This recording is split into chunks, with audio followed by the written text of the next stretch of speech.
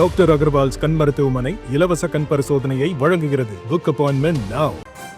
தொடர்ந்து தேசிய ஜனநாயக கூட்டணி ஆட்சி அமையும், அதில் பாஜக அங்கம் வகிக்கும் என அமித்ஷா பேசிய நிலையில் அமமுக பொதுச் செயலாளர் தினகரனும் அதனை வரவேற்று பேசியிருக்கிறார். அந்த காட்சிகளை பார்க்கலாம்.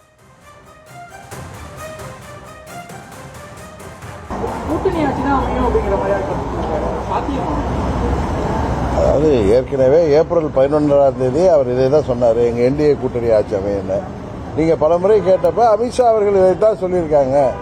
ஏன்னா எப்பெல்லாம் மத்தியில் 2014 இருக்கட்டும் 19 இருக்கட்டும் மோடி அவர்கள் அறுதி பெரும்பான்மையோட வெற்றி பெற்ற போது கூட கூட்டணி மந்திரி சபை தான் அமைத்தார்கள். அதுதான் அவங்க தேசிய ஜனநாயக கூட்டணின்னு சொல்றதா தான் நான் நினைக்கிறேன்னு சொன்னேன். இப்போ அதை தான் அவர் சொல்லியிருக்காரு. சாத்தியம் எல்லாமே சாத்தியம் தானே, இறுதியாக இருக்கும். ஒத்த கருத்து உள்ள கட்சிகள், அதாவது கொள்கை வேறாக இருந்தாலும் திமுகங்கிற ஒரு தீய சக்தியை ஆட்சியிலிருந்து அப்புறப்படுத்த வேண்டும் அப்படிங்கிற ஒரே நோக்கத்தினாலதான் எல்லா கட்சிகளும் இணைஞ்சிருக்கோம். அதனால உறுதியாக அது சாத்தியம்தான் என்று நான் உறுதியாக நம்புகிறேன். என்டிஏ கூட்டணியில் இடம்பெற்றிருக்கக்கூடிய ஜி.கே. வாசனும் கூட்டணி ஆட்சிக்கு வரவேற்பு தெரிவித்திருக்கிறார். அந்த காட்சிகளையும் தற்போது பார்க்கலாம்.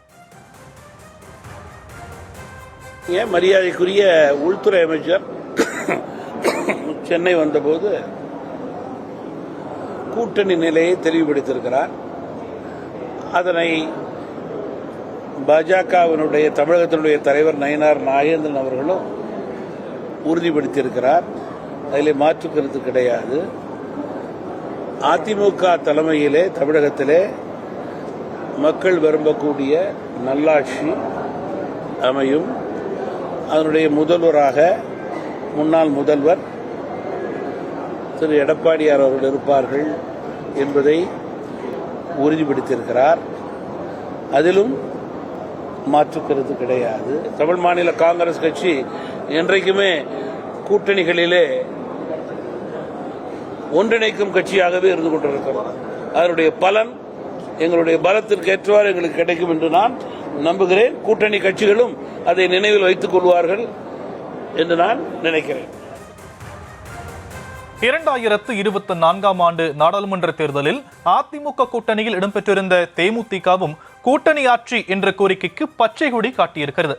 அந்த கட்சியை சேர்ந்த விஜய பிரபாகரன் தெரிவித்துள்ள கருத்துக்களை தற்போது கேட்கலாம்.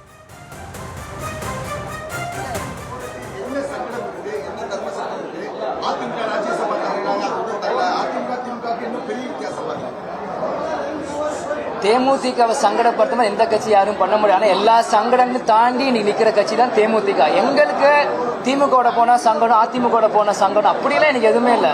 நாங்க பழசோ புதுசோ எதுவுமே பார்க்கல. இன்னைக்கு நிலைப்பாடு என்ன, இன்னைக்கு நிலைப்பாடுல யாரோட கூட்டணி வச்சா நம்ம ஜெயிப்போம், அதைத்தான் நாங்க சிந்திக்கிறதால.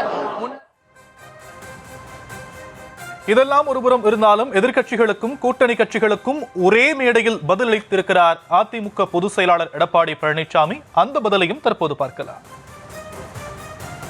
சட்டமன்றத்திலே பேசுறான், ஐயோ ஏன் பாரதிய ஜனதா கட்சியோட கூட்டணி வச்சுட்டீங்களே, நாங்க யாரோட கூட்டணி வச்சா உனக்கு இல்லையா கவலை? நான் சொன்ன மாதிரி தம்பி சொன்ன மாதிரி பயம் வந்துட்டது, மாவட்டத்தில் சொன்ன மாதிரி பயம் வந்துட்டது ஸ்டாலின் அவர்களுக்கு. அனைத்து இந்திய அண்ணா திராவிட முன்னேற்ற கழகம் பாரதிய ஜனதா கட்சியின் கூட்டணி வைத்தவுடனே ஸ்டாலினால் பொறுக்க முடியவில்லை. கூட்டணி வைக்கின்ற நோக்கம் வாக்குகள் சிதறாம நமக்கு உடைய வேட்பாளர் கிடைக்க வேண்டும். திமுக என்ற தீய சக்தி மக்கள் விரோத அரசை அகற்றப்பட என்பதற்காக நாம் கூட்டணி வைக்கின்றோம். சிந்தாமல் சிதறாமல் அனைத்து வாக்குகளும் நாம் நிறுத்தப்படுகின்ற வேட்பாளர் கூட்டணி வேட்பாளர் கிடைக்க வேண்டும் என்ற நோக்கத்தின் அடிப்படையிலே நாம் கூட்டணி அமைக்கின்றோம். இன்றைக்கு எதிர்கட்சி வரிசையில் இருக்கின்றவர்கள் பேசுகின்றார்கள், ஆஹா எடப்பாடி பழனிசாமி பாரதிய ஜனதா கட்சியோட கூட்டணி வச்சுட்டாரு, பாரதிய ஜனதா கட்சி அண்ணா திமுக கபடிகளும் செஞ்சு விடுவோம் என்று.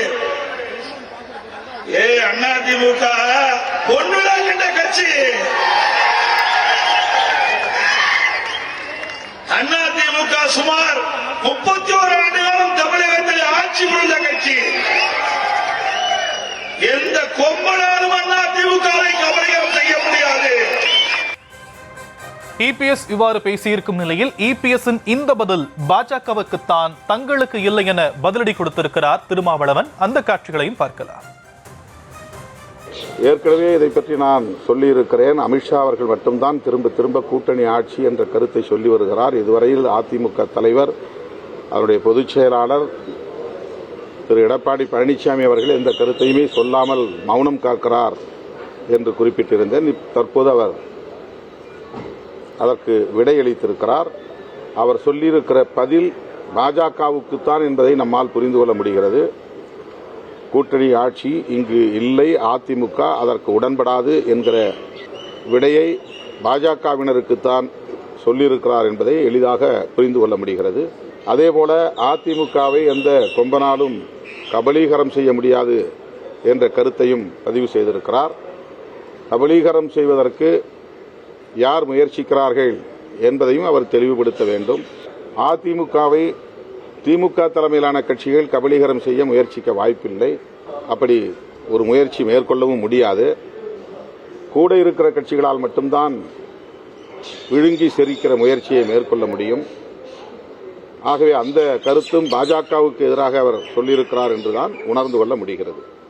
எனவே பாஜகவுக்கும் அதிமுகவுக்கும் இடையிலே ஒரு இணைப்பு இருக்கிறதே தவிர பிணைப்பு இல்லை என்பதை டாக்டர் அகர்வால்ஸ் கண் மருத்துவமனை இலவச கண் பரிசோதனையை வழங்குகிறது. Book appointment now.